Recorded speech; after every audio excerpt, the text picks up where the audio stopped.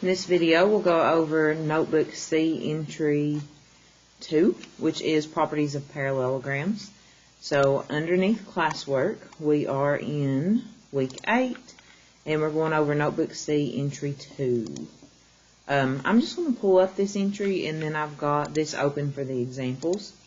But in Notebook C Entry 2, we're talking about just parallelograms. It's a four-sided quadrilateral, and the thing that's special about a parallelogram is that the top and the bottom are parallel, the left and the right are parallel. So usually you'll see that as kind of like a squashed over rectangle. It's looks a lot like these. So let me zoom in a little bit. Okay. Now with a parallelogram, first let me say, this purple stuff is what you would write. This is something that I would have said to you in class, this green right here. But this purple stuff is what you would be writing for your notes in these examples, which we're going to do together on another sheet. Okay, so first things first, it is a quadrilateral with two pairs of parallel sides. And the symbol for it is just like a little tiny parallelogram. Now, the four facts of these tell you like which sides equal and which angles are equal, things like that. So in a parallelogram, the opposite sides are congruent or equal.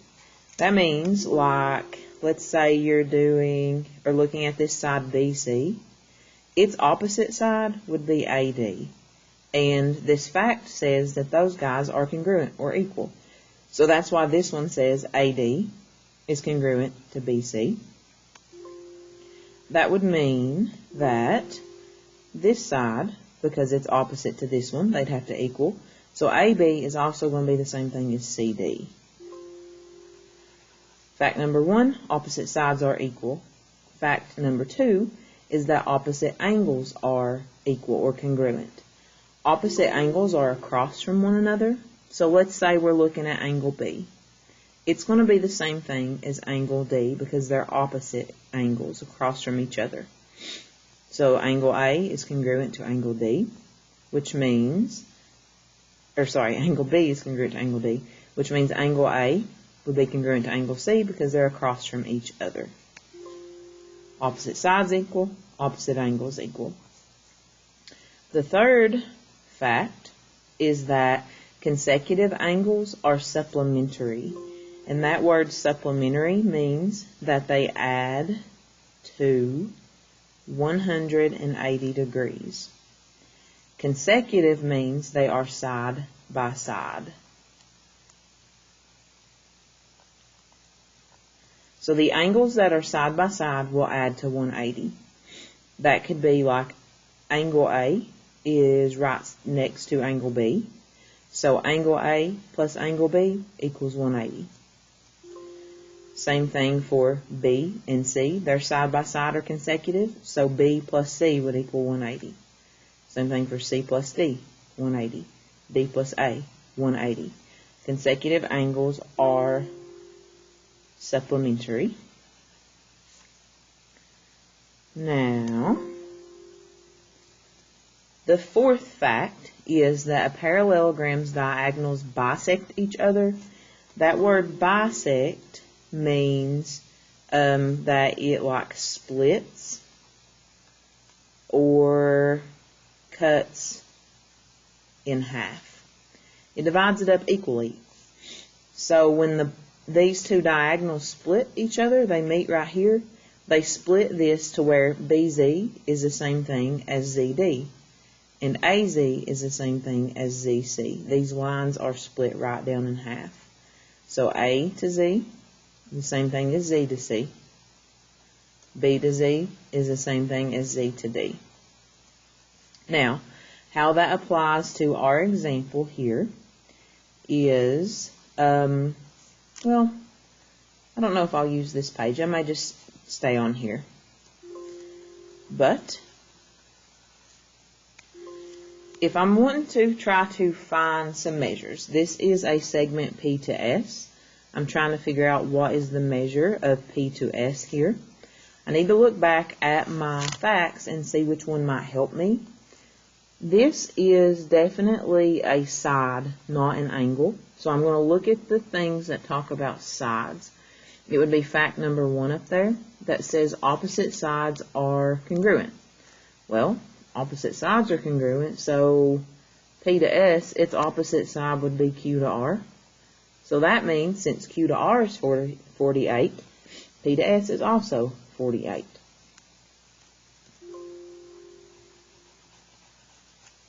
Well, if it asks me to find something like angle PQR, following that in order, P to Q to R, P, Q to R, I'm trying to find this angle right here.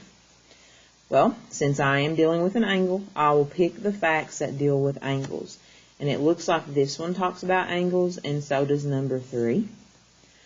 Well, it would help me to know like what angle up here that I do know. I know angle P is 73, and opposite angles are going to equal. So this guy over here would be 73, but not this one. And that's because these two are consecutive. They're side by side from here to the one I know to the one I'm trying to find. So actually, I'm looking at fact number 3 right here.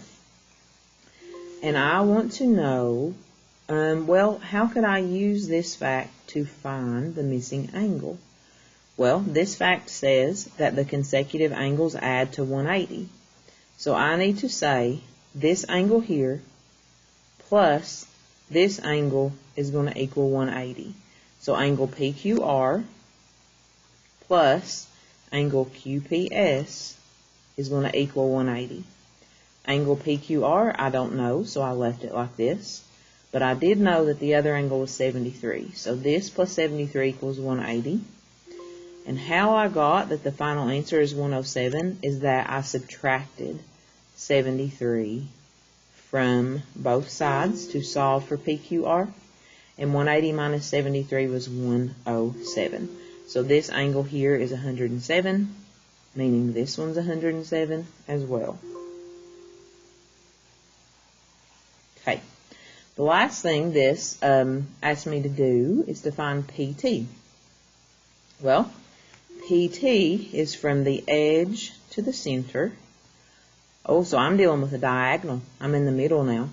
So the fact that I need to look at is fact number 4, that a parallelogram's diagonals bisect each other.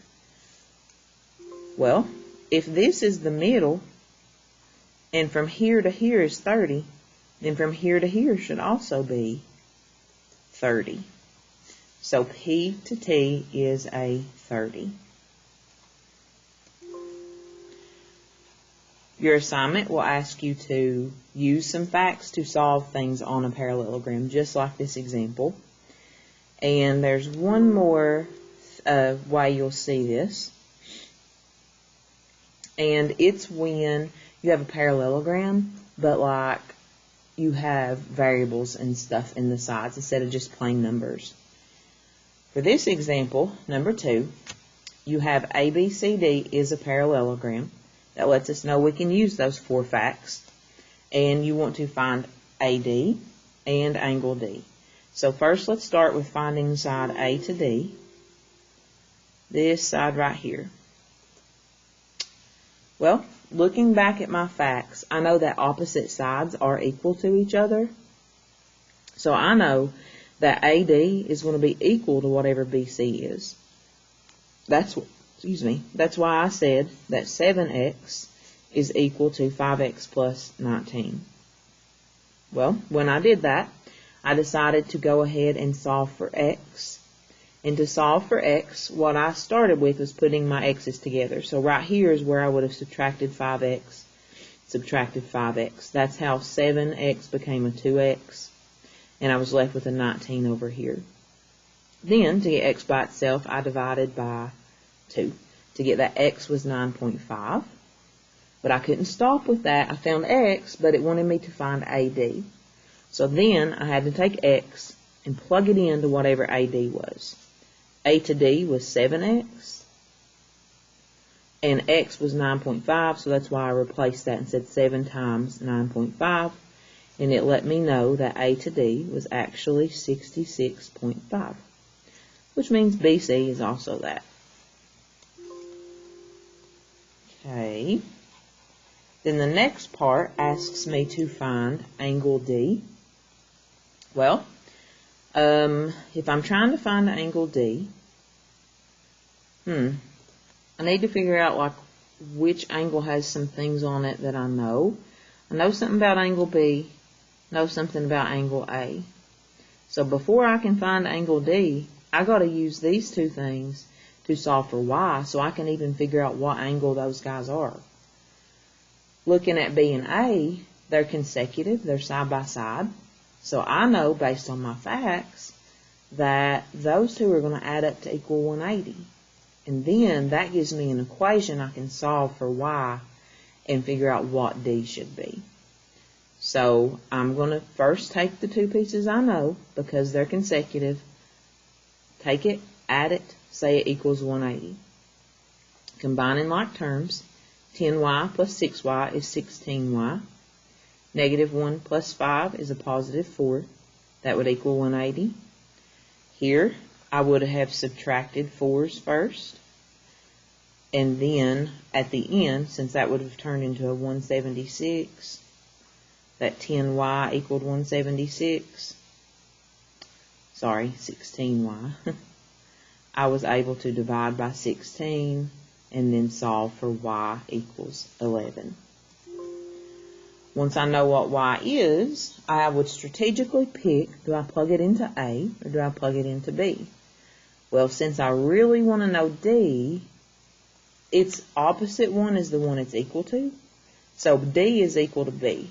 That's why I chose right here to plug in y to B.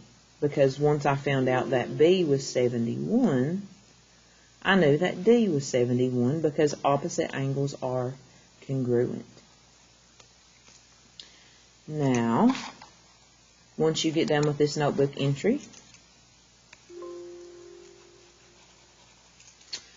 you would go back into your Google Classroom and see that your assignment is page 407, 3 to 12, and 15 to 24. It corresponds to properties of parallelograms.